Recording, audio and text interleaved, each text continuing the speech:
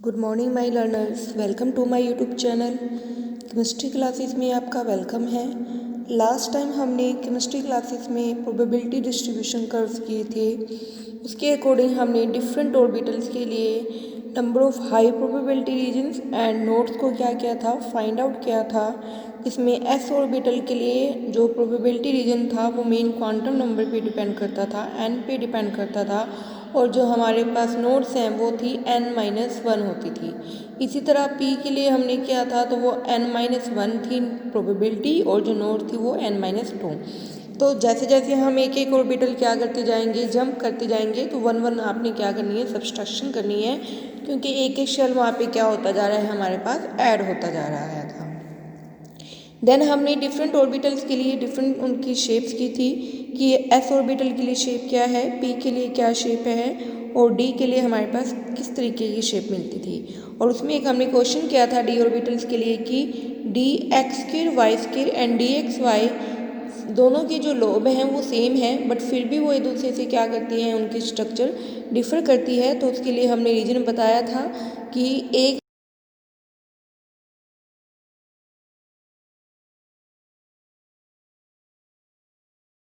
Then हमें पता है नोडल प्लेन क्या किए थे, हमने किए थे कि नोडल प्लेन क्या होते हैं। नोड में से जहाँ पे हमें नोड मिलती है उसमें से जो हम प्लेन पास आउट करते हैं वो हमारे पास क्या होते थे, नोडल प्लेन्स होते थे। Today we do new topic, आज हम करेंगे क्या, एनर्जी लेवल डायग्राम। तो आज जो हमारा टॉपिक होगा, today our topic is energy level diagram, कि हम किस बिहाफ पे डिफरेंट ऑर्बिटल्स को उनकी एनर्जी के बेस पे क्या करते हैं, अरेंज करते हैं। आज हम ये क्या करेंगे, स्टडी करेंगे। तो एनर्जी लेवल जो डायग्राम है हमारे पास, वो सबसे पहले किसके लिए सोल्व किया था, हाइड्रोजन एटम के लिए क्या किया गया था, हमारे पास सोल्व किया गया था हाइड्रोजन एटम के लिए।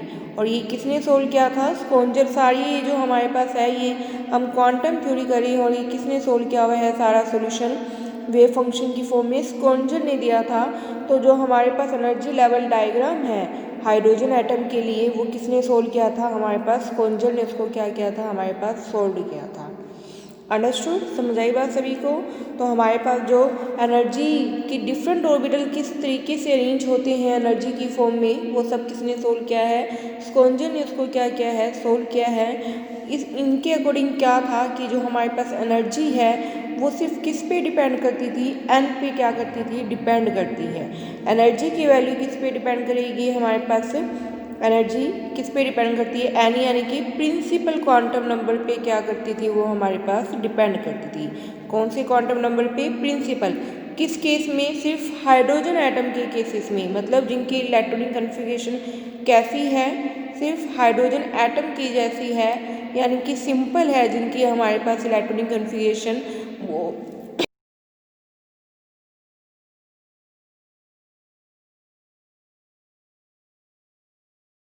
क्या करती है, वो डिपेंड करती थी। मीन्स क्या है हमारे पास कि एनर्जी हमारे पास, सॉरी, हमारे पास क्या है कि हमारे पास एनर्जी क्या थी, किस पे डिपेंड कर रही है, हमारे पास सिर्फ मेन क्वांटम नंबर पे क्या कर रही है, वो डिपेंड कर रही है। एल के ऊपर वो क्या नहीं करती, नॉट डिपेंड। किस पे डिपेंड नहीं करती है, वो एल पे डिपेंड नहीं करती है। अंडरस्टूड, समझ आई बात सभी को। तो हमारे पास हाइड्रोजन एटम लाइक जिनकी कन्फिगरेशन है, हाइड्रोजन एटम की कन्फिगरेशन आपको पता ही है सभी को, कितनी होती है, 1s1 टाइप की होती है, मतलब जिसके वैलेंस शेल में सिर्फ कितने इलेक्ट्रॉन्स हों, 1 हों। इसी तरह अगर आप हीलियम पॉजिटिव आयन देखोगे, हीलियम के अंदर कितने इलेक्ट्रॉन्स होते हैं, 2, बट उस पर चार्ज क्या है, पॉजिटिव। पॉजिटिव का मतलब आपको पता है कि लॉस होना, इलेक्ट्रॉन यहाँ पे क्या है, हमारे पास लॉस है। तो टोटल 2 होते हैं जिसमें से एक +1 चार्ज मिल रहा है, इट मीन्स एक इलेक्ट्रॉन वहाँ पे लॉस है, तो इसकी भी कन्फिगरेशन में कितने इलेक्ट्रॉन मिलेंगे, 1। सिमिलरली हमारे पास जैसे लिथियम है, उसके ऊपर अगर +2 चार्ज है तो इसके वैलेंस शेल में इलेक्ट्रॉन होते हैं कितने, 3, बट 2 में से लॉस हैं तो इसमें भी कितने रह गए हैं, 1।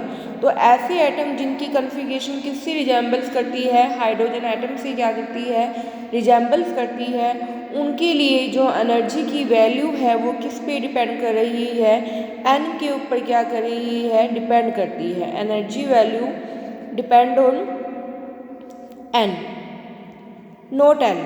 ठीक है, एल पे डिपेंड नहीं करती है, वो एल पे डिपेंड नहीं करेगी, सिर्फ किस पे डिपेंड करेगी, एन पे डिपेंड करेगी हमारे पास। तो इट मीन्स क्या है, जिनका प्रिंसिपल क्वांटम नंबर सेम है उनके लिए एनर्जी की जो वैल्यू होगी, उनकी जो डिफरेंट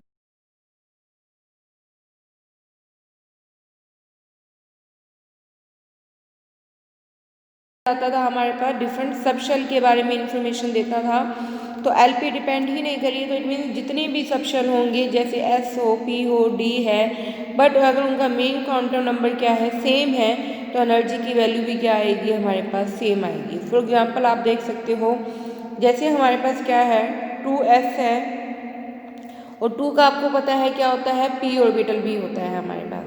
अब देखो इसका s और p, इट मीन्स इसके लिए l की वैल्यू तो क्या है 0, इसके लिए l की वैल्यू क्या है 1। इस पे तो ये डिपेंड ही नहीं कर रहे, बट किस पे डिपेंड करे हैं, n पे क्या करे हैं, डिपेंड। n इसके लिए भी कितना है 2 है, इसके लिए भी n कितना है 2 है। इट मीन्स n की वैल्यू क्या आ रही है, सेम है, n की वैल्यू हमारे पास क्या आई है, इसमें सेम आई है। तो इट मीन्स 2s और 2p की एनर्जी क्या रहेगी, सेम रहेगी। समझ आई बात सभी को।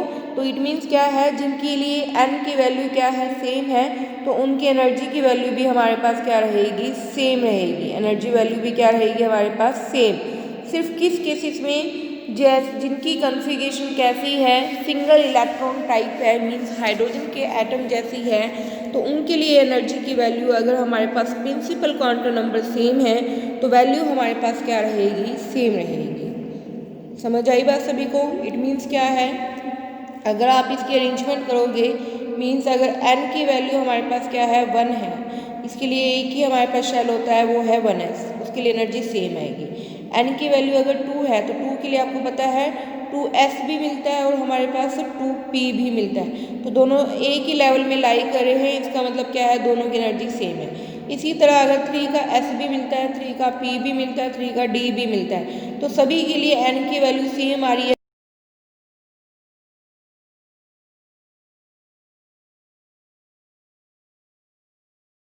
सिंगल इलेक्ट्रॉन टाइप के लिए हमारे पास क्या होगा, जो एनर्जी की वैल्यू है वो सिर्फ quantum number, principal quantum number पे डिपेंड कर रही है, n पे डिपेंड कर रही है। अगर n सेम है तो आपके लिए एनर्जी की वैल्यू भी क्या रहेगी, सेम ही रहेगी हमारे पास। तो उस तरीके से लिए इनके लिए क्या है, इस तरीके की क्या हो जाएगी हमारे पास, अरेंजमेंट हो जाएगी।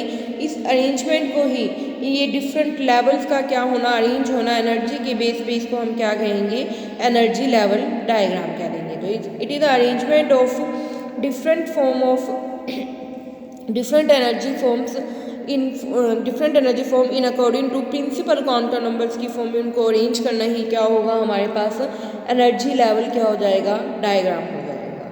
समझ आई बात सभी को। ये तो हमारे पास किसके लिए आया था, हाइड्रोजन एटम्स के लिए आया था, जिसमें वैलेंस शेल में इलेक्ट्रॉन सिर्फ कितने मिले हैं, 1 मिले हैं। बट अगर आपके पास क्या है, सिंगल इलेक्ट्रॉन के बजाय कंडीशन कैसी हो हमारे पास, मल्टी इलेक्ट्रॉन टाइप की हो। किस टाइप में हो, मल्टी इलेक्ट्रॉन टाइप की कॉन्फ़िगरेशन अगर आपके पास हो, तो हमारे पास जो अरेंजमेंट होगी वो फिर सिंपल इस तरीके से प्रिंसिपल क्वांटम पे ही डिपेंड नहीं करेगी, वो हमारे पास किस पे डिपेंड करती है, एल की वैल्यू पे भी क्या करती है, वो डिपेंड करती है। एन के लिए जो सिंगल इलेक्ट्रॉन है उसमें सिर्फ एन पे डिपेंड कर रही थी, बट मल्टी इलेक्ट्रॉन के लिए वो एन पे भी डिपेंड करेगी और वो हमारे पास एल पे भी क्या करती है, डिपेंड करती है। ये कॉन्जर्वेटिव के, ये भी हमारे पास कॉन्जर्वेटिव इक्वेशन ने ही क्या किया है, सोल्व किया है। दोनों जो सोल्यूशन है वो कॉन्जर्वेटिव इक्वेशन ने ही दिए हैं हमारे पास। सिंगल इलेक्ट्रॉन के लिए भी उसके लिए वैल्यू सिर्फ एन पे डिपेंड कर रही है, और मल्टी इलेक्ट्रॉन के लिए हमारे पास जो एनर्जी है वो एन के साथ साथ एल पे भी क्या करती है, डिपेंड करती है। इट मीन्स अगर एन और एल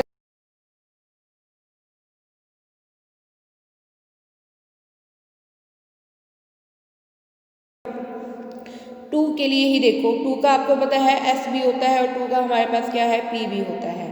अब ये जो एटम है ये कैसा है, आपके पास मल्टी इलेक्ट्रॉन है, जिसके वैलेंस शेल में कितने इलेक्ट्रॉन है, मल्टी हैं। फॉर एग्जांपल नाइट्रोजन आप ले सकते हो, जिसकी कॉन्फ़िगरेशन क्या होती है, 2s2 2p3, यानी देखो इसके वैलेंस शेल में टोटल कितने इलेक्ट्रॉन आ रहे हैं, 5 इलेक्ट्रॉन्स, यानी मल्टी इलेक्ट्रॉन बन रहे हैं। ये सिंगल इलेक्ट्रॉन नहीं है ना, कितने इलेक्ट्रॉन है, 5 यानी नंबर ऑफ इलेक्ट्रॉन्स मिल रहे हैं। तो उसके लिए जो एनर्जी की वैल्यू है वो किस पे डिपेंड करेगी, एन के साथ साथ किस पे डिपेंड करेगी, एल पे भी क्या करेगी, वो डिपेंड करेगी।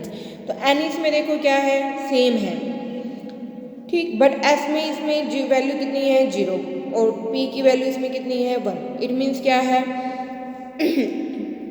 इसकी वैल्यू क्या आ रही है, स्मॉल आ रही है हमारे पास, इसकी वैल्यू क्या आ रही है, ज़्यादा आ रही है। तो मीन्स इसकी वैल्यू स्मॉल है तो इसकी एनर्जी भी क्या हो जाएगी हमारे पास, स्मॉल हो जाएगी, और उसकी ज़्यादा है तो इसकी एनर्जी भी क्या हो जाएगी, मोर हो जाएगी। एनर्जी हमारे पास क्या होगी, मोर हो जाएगी हमारे पास। समझ आई बात सभी को? तो मल्टी के लिए और सिंगल के लिए आपने ध्यान रखना है, अगर सिंगल है तो उसके लिए हमारे पास ग्राफ अलग है, बट अगर आपके पास मल्टी है तो उसके लिए अरेंजमेंट डिफरेंट हो जाएगी। अंडरस्टूड? समझ आई बात सभी को? इसी तरह आप जैसे 3s 3p के लिए भी देख सकते हो 3s 3p 3d, इसमें 3 क्वांटम नंबर तो सेम है, कौन डिफर कर रहे हैं, s में 0 है, ये 1 है, ये 2 है, तो इसकी लेवल स्मॉल है तो इसकी एनर्जी लो होगी। उसके बाद इसकी एनर्जी थोड़ी इससे ज़्यादा होगी, फिर सबसे ज़्यादा एनर्जी किसकी होगी, इसकी 3d की होगी हमारे पास। मतलब सभी की जो अरेंजमेंट है वो n और l पे डिपेंड करी है, जिस अकॉर्डिंग की वैल्यू रहेगी।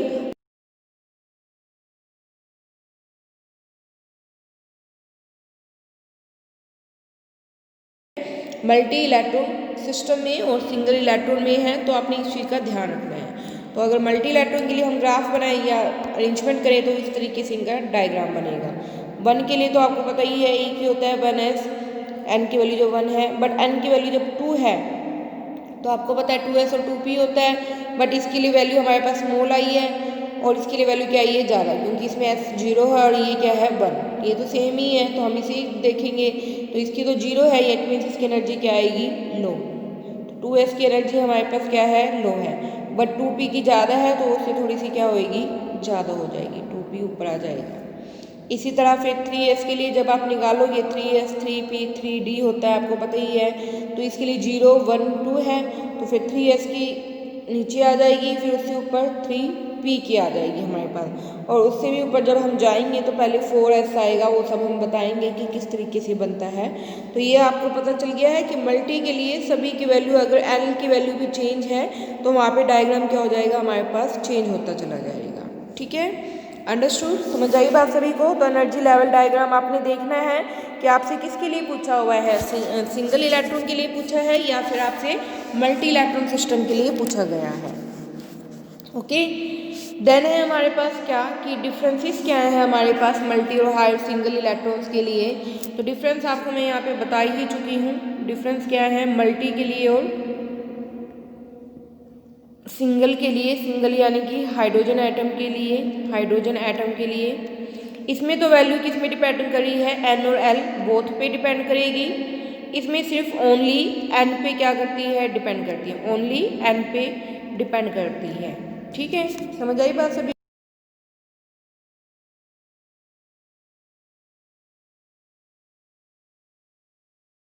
हो रही है तो उसकी एनर्जी क्या हो जाएगी, ज़्यादा। ये मैं आपको बता ही चुकी हूँ। मीन्स एल पे डिपेंड करिए तो उसके अकॉर्डिंग आपको देखना पड़ेगा। वही जैसे 2s और 2p है, अब n तो सेम है बट s यहाँ पे 0 है, p यहाँ पे 1, यानी l यहाँ पे 0 है और l यहाँ पे 1 है, तो इसकी वैल्यू ज़्यादा आ रही है l के लिए तो इसकी एनर्जी भी ज़्यादा हो जाएगी और इसकी एनर्जी कम हो जाएगी। इसमें सेम ही रहती है क्योंकि m अगर सेम है तो एनर्जी की वैल्यू भी क्या रहेगी, हमारे पास सेम ही रहेगी। तो सिंगल इलेक्ट्रॉन में अगर n सेम चल रहा है तो एनर्जी भी सेम रहेगी। मल्टी में अगर l डिफर हो रहा है तो एनर्जी भी क्या हो जाएगी, हमारे पास डिफरेंट हो जाएगी। ठीक है, अंडरस्टूड? समझ आई बात सभी को? इसके अलावा जो मल्टी के अंदर है हमारे पास, मल्टी में जो स्प्लिटिंग होती है, ठीक है, मल्टी इलेक्ट्रॉन सिस्टम में जो हमारे पास ये सब शेल हैं जैसे s p d f ये सब हैं, इनकी अगर स्प्लिटिंग होगी तो वो कई बार एक दूसरे से इतनी चेंज हो जाती है, हमारे पास इस तरीके से होती है कि जो एनर्जी हमें लगता है उसकी लो होगी बट उसकी एनर्जी उससे क्या हो जाती है, हमारे पास हाई हो जाती है। समझ आई बात कि हमें क्या लगता है, उनकी स्प्लिटिंग ही इस तरीके से होती है कि उनकी एनर्जी की वैल्यू हमारे पास क्या होती है, लोअर क्वांटम नंबर होने पे भी, लोअर प्रिंसिपल क्वांटम नंबर होने पे भी उनकी एनर्जी क्या हो जाती है, हाई हो जाती है। जैसे आपको ये सबको ही पता होगा कि हम इस तरीके से कन्फिगरेशन लिखते हैं 1s2 2s2 2p6 3s2 3p6 फिर हम 3s 3p, 3 का आपको पता है क्या है, डी भी होता है, बट डी को फिल करने की बजाय उससे पहले हम क्या भर देते हैं, 4s को भरते हैं और फिर हम किसको भरते हैं, डी को भरते हैं। तो यहाँ पे डी की स्प्लिटिंग इस तरीके से हुई है कि इसकी एनर्जी की वैल्यू मेन क्वांटम नंबर लो होने की वजह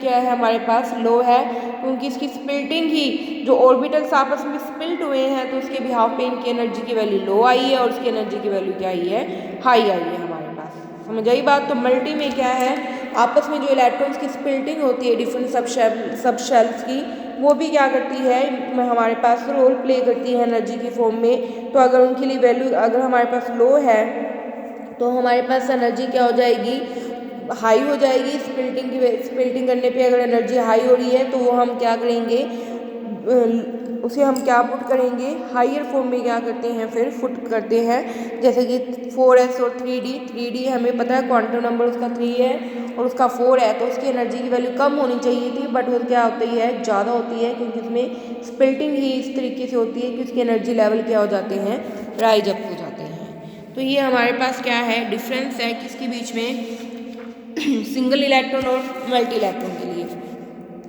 मल्टी में इस तरीके से हमारे पास कंडीशंस क्यों अराइज हो रही हैं कि मल्टी में हमारे पास एल पे भी डिपेंड कर रहा है और स्प्लिटिंग भी इस तरीके से होती है कि लो फॉर्म भी हाई फॉर्म में कन्वर्ट हो जाती है। तो उसके लिए जो सबसे मेन रीजन है वो क्या है हमारे पास, क्या, न्यूक्लियर चार्ज। कोज क्या है उसके लिए सबसे इम्पोर्टेंट हमारे पास, डैट इज न्यूक्लियर चार्ज है हमारे पास। ठीक है, आपको पता है ये न्यूक्लियस होता है, ठीक है, सिंगल इलेक्ट्रॉन है तो उसके बाहर एक ही इलेक्ट्रॉन होगा। तो न्यूक्लियस और इलेक्ट्रॉन के बीच में डायरेक्ट क्या हो रही है, इंट्रैक्शन हो रही है। मतलब न्यूक्लियस इलेक्ट्रॉन पे क्या कर रहा है, जितना चार्ज उसे लगाना चाहिए वो उतना चार्ज क्या कर रहा है, उस पर फील कर रहा है। बट अगर मेरे पास एटम्स ऐसे हैं, ये न्यूक्लियस है, ये एक इलेक्ट्रॉन हुआ, फिर 2 इलेक्ट्रॉन है, फिर 3 इलेक्ट्रॉन है। तो आपको 3 वाला आउटर के लिए हम कंसीडर,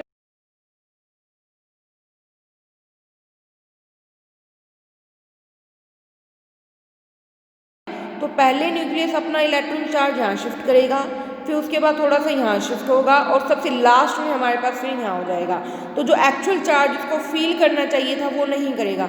मान लो इसके बाद टोटल वैल्यू 10 थी, इसने पहले इसको दी तो यहाँ 8 रहेगी, फिर कितनी रहेगी, 6 रहेगी, फिर बिल्कुल लास्ट में जब हम कैलकुलेट करेंगे तो यहाँ पे कितनी मिल रही है हमें, सिर्फ 4, और यहाँ पे कितनी मिलेगी, 10 की 10 मिलेगी हमारे पास, क्योंकि ये सारे क्या हैं, ये सिंगल में तो डायरेक्ट इंट्रैक्शन में है, बट मल्टी के अंदर क्या हो रही है, यहाँ पे शील्डिंग हो रही है। अंदर वाले इलेक्ट्रॉन्स क्या कर रहे हैं, बाहर वाले इलेक्ट्रॉन्स को न्यूक्लियस से क्या कर रहे हैं, शील्ड मतलब प्रोटेक्ट कर रहे हैं। जैसे युद्ध के टाइम में हमारे पास जो किंग होता था उसको कौन प्रोटेक्ट करती थी, उसकी सेना।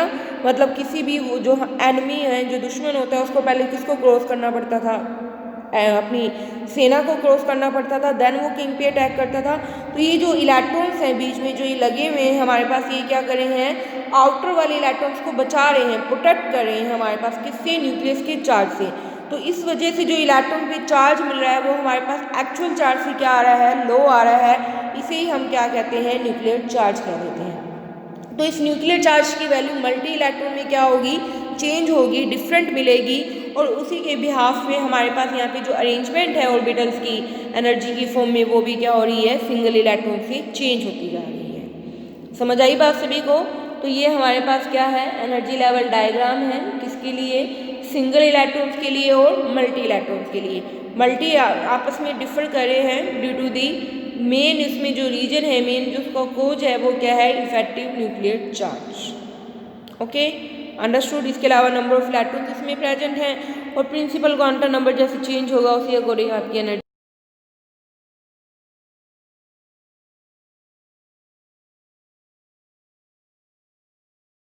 अगर फिर भी किसी को कोई क्वेरी लगे तो आप मेरे से कमेंटिंग बॉक्स में कमेंट करके पूछ सकते हो, और इनके लिए जो लिंक है वो मैंने आपको डिस्क्रिप्शन बॉक्स में दिया हुआ है। अगर किसी ने पहले वाली वीडियो विजिट नहीं की है तो प्लीज़ वो पहले वाली वीडियो ज़रूर विजिट करें और अपने नोट्स ज़रूर साथ साथ प्रिपेयर करें ताकि आपको रिवीजन करने में ईजी रहे।